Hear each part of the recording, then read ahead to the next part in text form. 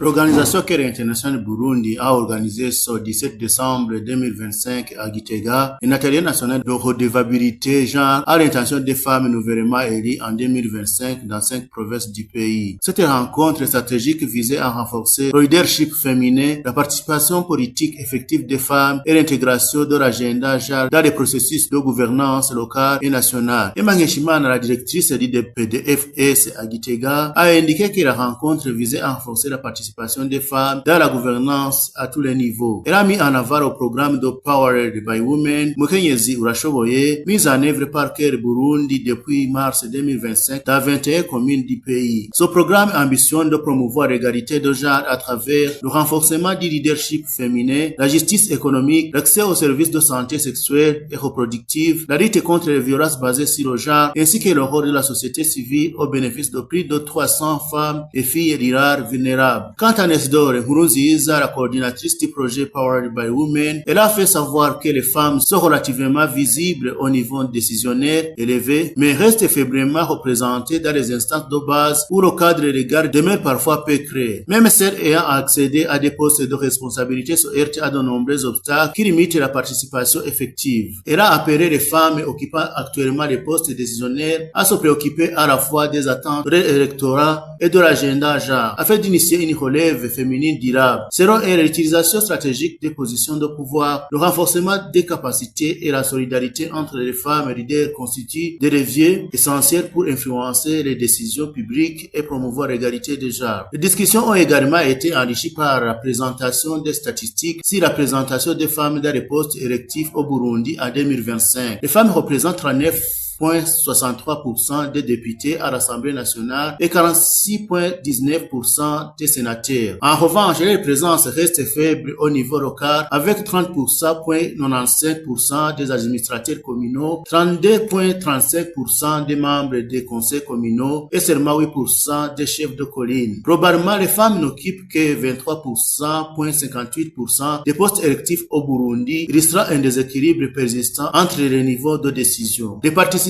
ont également examiné les principaux défis entravant l'épanouissement et la participation des femmes, notamment l'accès limité aux facteurs de production, le faible niveau d'instruction, la surcharge du travail ménagère, la sous-représentation dans les instances de décision, l'accès restreint au TIC et aux médias, la faible couverture de la protection sociale pour les femmes vulnérables, ainsi que les insuffisances du cadre légal et juridique. Signalons que l'atelier s'inscrit dans le cadre des priorités nationales, notamment la politique nationale genre 2012-2025 et la vision du Burundi 2040-2060, dont l'axe 3 consacré à l'équité sociale reconnaît la promotion du genre comme un facteur clé du développement durable. Les organisateurs espèrent que des résultats concrets seront atteints, notamment la définition de priorités provinciales, l'élaboration d'un agenda genre commun et la création d'un espace de dialogue renforcé avec les parties prenantes afin d'améliorer les mécanismes de suivi et de redevabilité.